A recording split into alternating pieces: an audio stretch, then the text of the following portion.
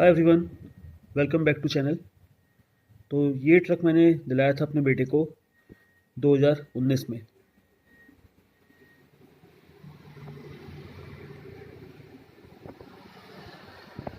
ये एक RC vehicle है, MAN Kat German army truck.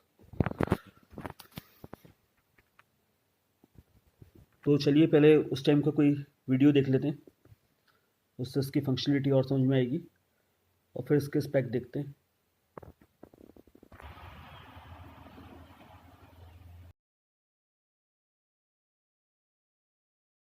Hi friends, my new military vehicle.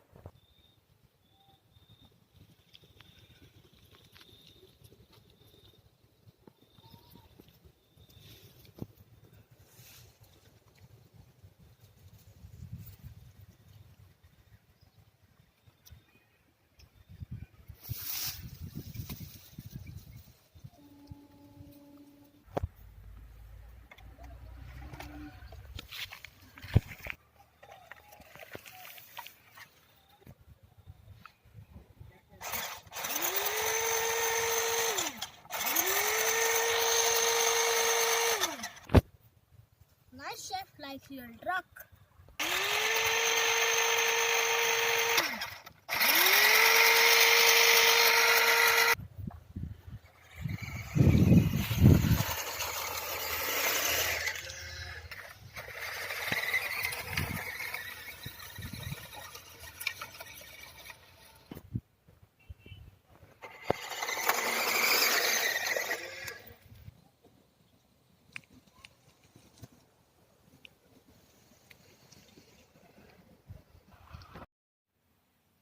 चलिए इस आरसी ट्रक के स्पेक देखते हैं। क्योंकि ये एक रियल व्हीकल भी है तो इसका भी स्केल है। ये आता है 1/16 स्केल में, 6 व्हील ड्राइव के साथ। और इसमें ब्रशलेस मोटर नहीं आती, नॉर्मल मोटर ही है इसकी। कार बैटरी है इसकी 6 वोल्ट की। कुछ इस टाइप की बैटरी आती है इसके साथ 6 वोल्ट में। अभी कहीं मिसप्लेस हो गई है वो, तो मैं इसमें अभी लिपो बैटरी यूज़ करता हूँ 6.4 वोल्ट की। बाकी और व्हीकल के साथ 6 वोल्ट की है मेरे पास काफ़ी बैटरीज, लेकिन वो भी अभी इतनी पावरफुल नहीं रह गई है, इसलिए मैं इसमें 6.4 वोल्ट की लिपो बैटरी यूज़ करता हूँ। और इसका बैटरी कंपार्टमेंट ये है, यहाँ ये लग जाती है, इसमें इससे कनेक्ट करना होता है इसको।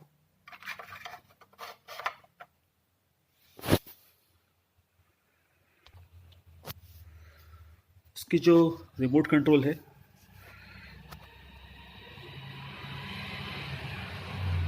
पिस्टन रिमोट आता है इसके साथ, और इसकी फ्रिक्वेंसी है 2.4 गीगाहर्ट्ज, जिससे इसकी रेंज अच्छी मिलती है। 40 मीटर तक की रेंज मिल जाती है इसमें। और बैटरी एक बार चार्ज होने के बाद 20 मिनट्स तक का इसमें हमें रन टाइम मिलता है। मैक्स स्पीड है इसकी 8 किलोमीटर पर आवर्स। बेसिकली ये टॉर्क के लिए है, स्पीड के लिए नहीं बना है ये।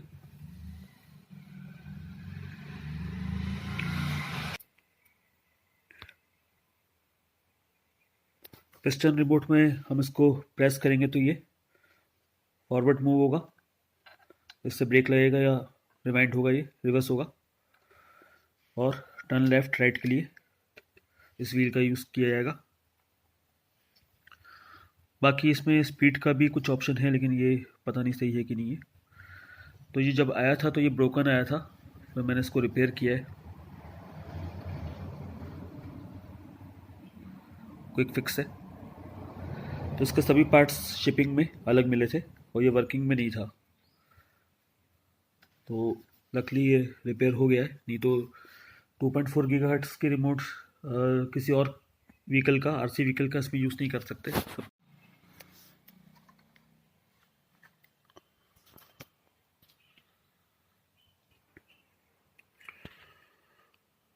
तो इसकी जो फंक्शनलिटी है ये एक रियल ट्रक जैसी ही है, आरसी व्हीकल में भी।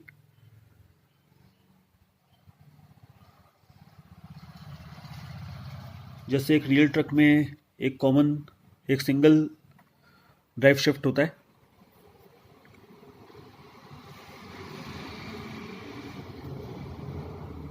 जो कि इंजन से और ट्रांसमिशन से पावर डिलीवर करता है सभी व्हील्स में। तो सेम कंसेप्ट इस ट्रक में भी यूज़ हुआ है।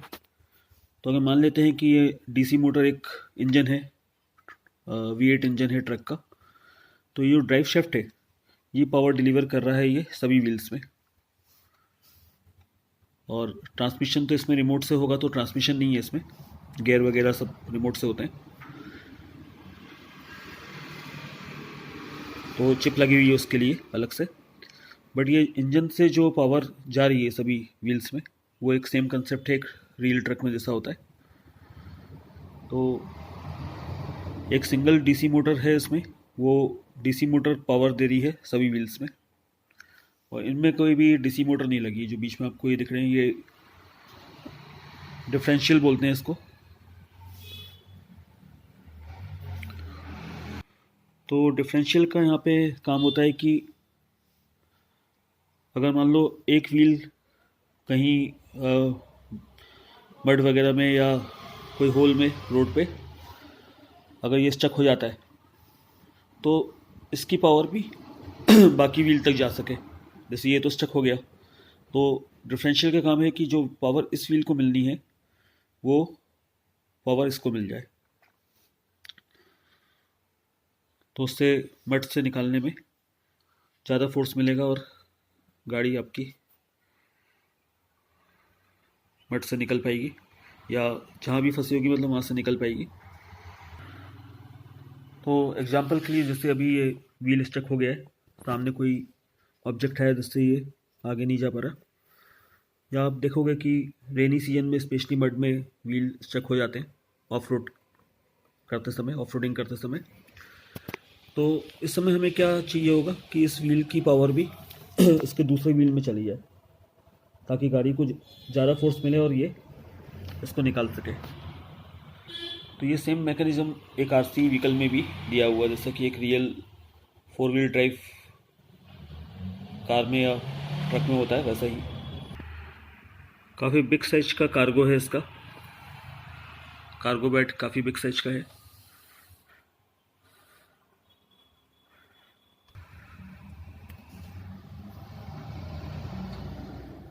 तो जैसे कि एक रियल व्हील ड्राइव कार होती है, उसमें गियर तो आगे ही रहते हैं, तो गियर से जो पावर जाती है रियर व्हील तक, वो भी ऐसी ड्राइव शाफ्ट के थ्रू जाती है।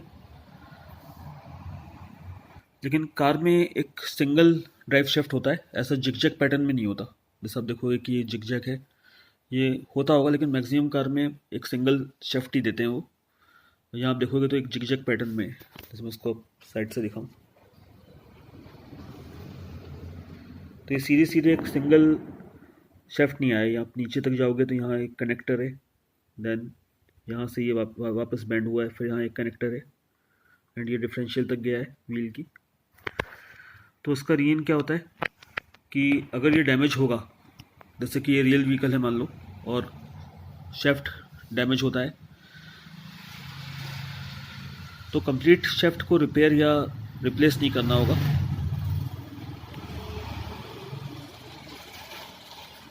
ओनली जो पार्ट डैमेज हुआ है, मान लो जैसे कि यहाँ पे डैमेज हुआ है, तो इतना ही पार्ट रिप्लेस होगा इसका या रिपेयर होगा, और बाकी ड्राइव शाफ्ट जो है उसमें कोई भी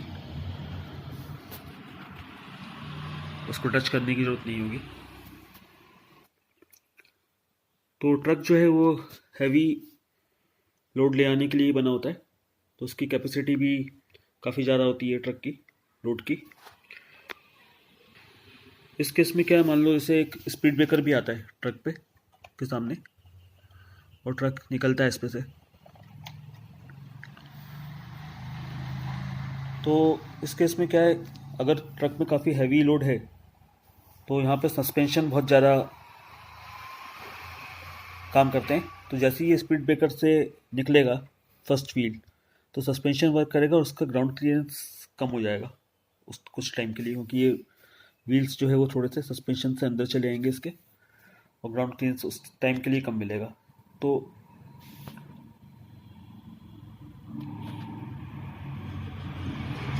इस केस में भी जो है इसका ड्राइव शाफ्ट है ये डैमेज होने का चांस बढ़ जाता है,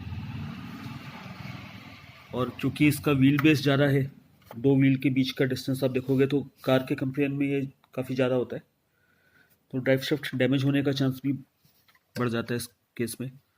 तो इस वजह से भी ये जिग-जैग पैटर्न देते हैं, ताकि बीच में जो इंजन वगैरह है यहाँ पर ड्राइव शाफ्ट काफ़ी अंदर हो, एंड व्हील के पास जो है वो तो देना ही होगा ऐसा। तो मतलब कम से कम डैमेज हो ड्राइव शाफ्ट को, इसलिए ये पैटर्न बनाया जाता है।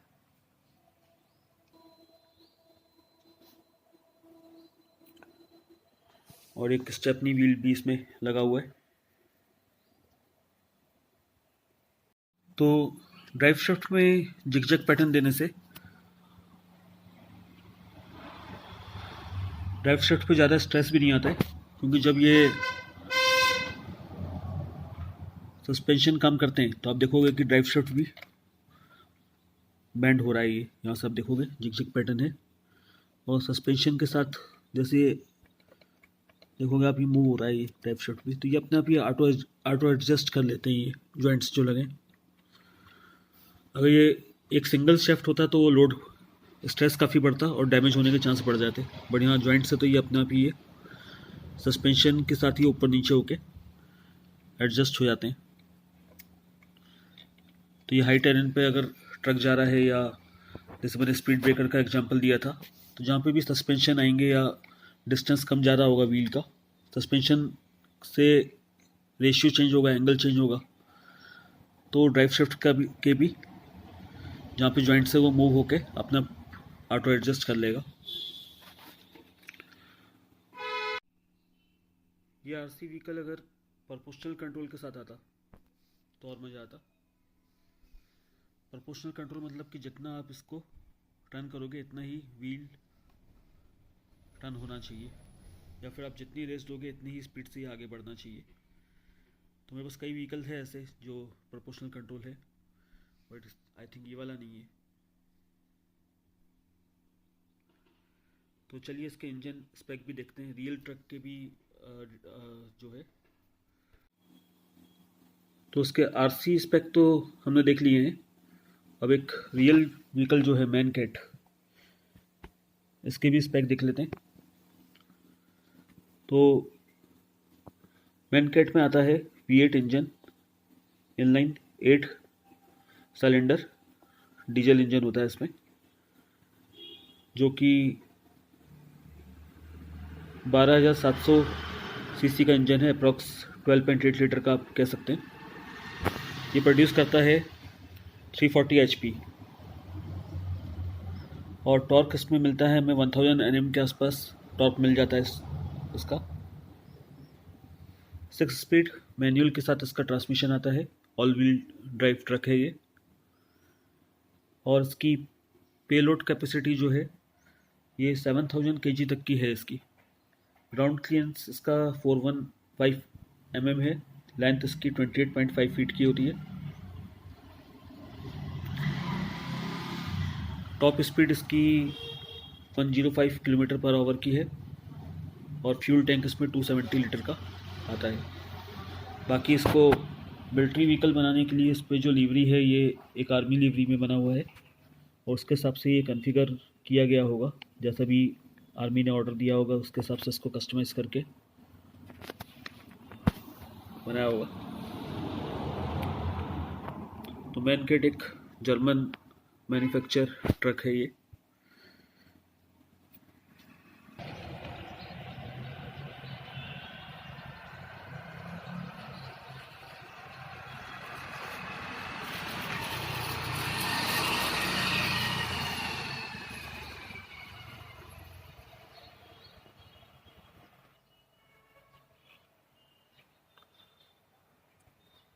मिलते हैं नेक्स्ट वीडियो में, तब तक के लिए बाय बाय।